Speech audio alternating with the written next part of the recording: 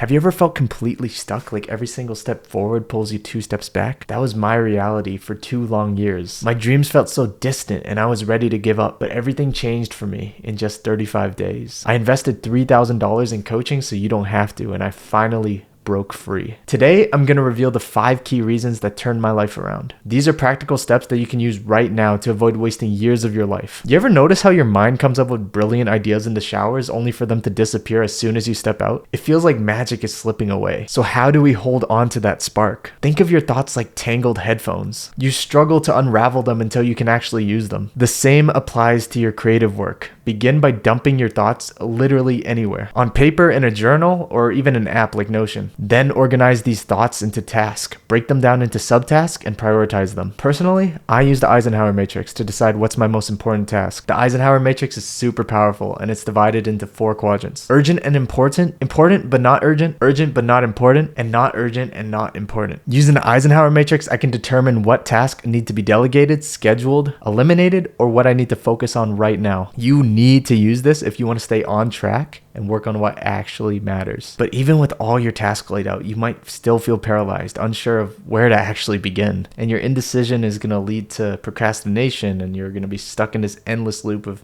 mediocrity, never actually taking any steps forward. But here's the good news. There's actually a method to start getting things done with confidence and clarity and completely eliminate this paralysis. Before I discovered this method, assignments would slip through the cracks every single day, and at the end of the day, I would always feel super unproductive. This was my reality during that 2-year rut. Without a way to measure progress, you don't know where to start or finish. That's why step number 1 is quantifying your task. Think of it like a video game quest. You know exactly what needs to be done to complete it. Apply this to your work by setting specific goals for each task. For instance, instead of writing down write 10 posts, write down, I'll write 10 posts in the next 2 hours. This clarity turns overwhelming tasks into achievable steps. To put this into practice, set a baseline time for how long you expect each task to take and try to beat that time. Over time, you'll build a rough estimate for how long each task will actually take, which actually helps to eliminate procrastination. When you have a clear timeline for each task, it helps you stay focused and not indulge in these distractions because you know exactly how long it's going to take. You're going to be more likely to schedule it in your calendar and actually do it when the time comes. And this structure will train your intuition to keep you on track so you can make steady progress without getting sidetracked every single time. Now, having this knowledge is a great start, but you might struggle to even begin. I knew the first steps when I was in my rut, but I still couldn't get off the ground. Prioritizing and quantifying were only 2 out of 5 of the steps that actually helped me escape this rut. If you want to see real results, I need to show you the steps to completely eliminate that procrastination and allow you to do meaningful work, the work that will actually change your life. Just by starting, you're putting yourself 90% ahead of the people who never even try. And the 3rd step is where real progress happens. This is where you take effective action and start to realize your true potential. Have you ever been so absorbed in a video game or studying that the whole world just seems to disappear and it's just you? In those moments, you achieve massive wins. Now imagine having the ability to harness that effortless concentration consistently. You'd make incredible progress every single day. This state of deep focus is called flow state. In flow state, your eyes dilate, your senses go numb, and you're flooded with all these feel-good chemicals like norepinephrine, serotonin, adrenaline, and dopamine. These chemicals make you feel focused and alive. While using discipline and motivation oftentimes feels like hard work, flow feels effortless and easy. So how can we achieve this deep concentration even with boring tasks? Achieving flow requires specific conditions. Imagine Gordon Ramsay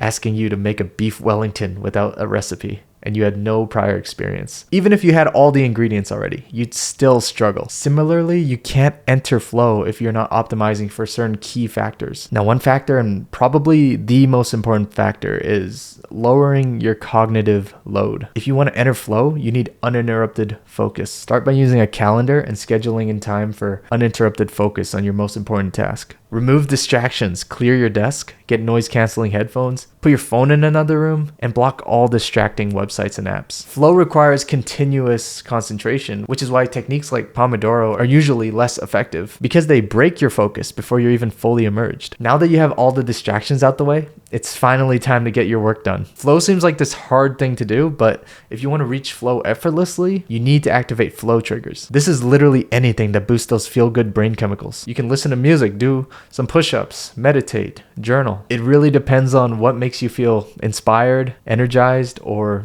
unstressed. Right after you're done that, instead of taking a break, just hop right back into work. And your brain will tell you as it gets more fatigued how long you can work. This is between 45 minutes to 2 hours. And once you're in flow, ride that wave. Do not let your focus slip at all. If you notice that you're starting to slip, use another flow trigger and hop right back into it. This is a powerful method that I didn't hear anywhere other than from a one-on-one call with my coach, Troy. After you complete your work, your brain chemicals are going to be so happy, but there's something that will make you even happier, and that's increasing your work effectiveness. Those who achieve great results not only use flow states, but they use other systems as well to advance even further. Even with flow, 2 key strategies can help elevate your work. Starting is great, but if you want to reach those Mount Everest goals that you set for yourself, then you need to double or even tenfold your efficiency. And to get to the top, you're literally competing against everyone. So we need to turn you into a creative machine who's effective enough to surpass all the competition. I want you to think of your work like an ever-evolving process. The more you accomplish in less time,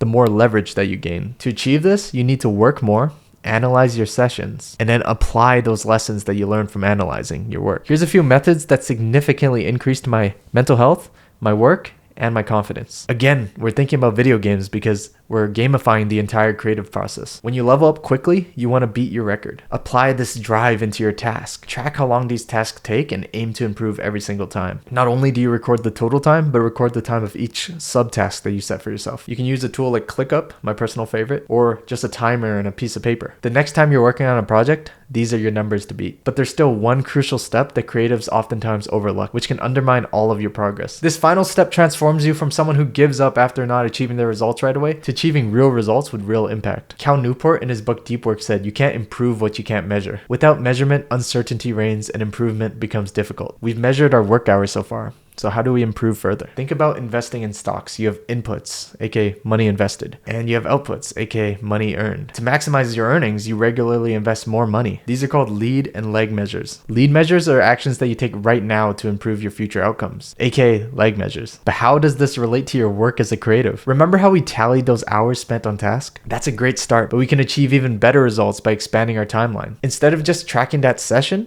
track your weeks, track your months, and add up all that time and try to beat the next month or the next quarter or the next week if you want to think smaller. If you want to improve and build more discipline in the area of actually doing the work and actually getting results, you need to be competing constantly against your previous self. Yourself from yesterday, yourself from last week, yourself from last month, because that's the only person that you should be comparing yourself to. These weeks and these months that you track will become your lead measures towards your leg measure, your ultimate goal. Now, if you use this whole system that I've laid out, you'll not only start to feel more productive, but you'll see the true values of your effort.